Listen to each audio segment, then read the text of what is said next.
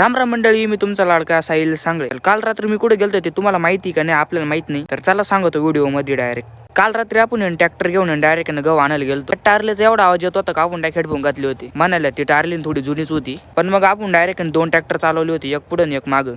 तर आता आपण पोहोचलो डायरेक्ट गावापाशी. तर हार्वेस्टरचं काम चालू होतं गहू काढायचं.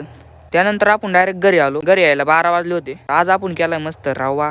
केलाय तो नुसता पाण्यासारखाच झाला डायरेक्ट. म्हटलं कुटाणीच झाली. त्यानंतर तो झाला आता तयार. खाऊन पाहायला लागेल कसा झालाय. तर सगळ्यात पहिल्यांदा आता आपण तो आईला देऊ. तर आता आईला दिला. आता आपल्याला पाहायचा कसा झाला. झालता डायरेक्ट असा आर खतरनाक नादच झालता डायरेक्ट. त्यानंतर आपण गायक आलो. बसले का ना बायला अख्ख्या बसल्या होत्या.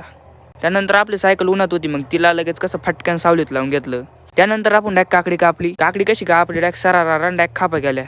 कापली ना लगेच आपण खायला सुरुवात केली. खायला एकच नंबर चव होती बुवा डायरेक्ट. त्यानंतर आपण अख्खी प्लेटभर खापा खाऊन घेतल्या. खाच्या बाबतीत आपण डायरेक्ट सुका पाटलाचा दुसरा भाऊचे बरं का.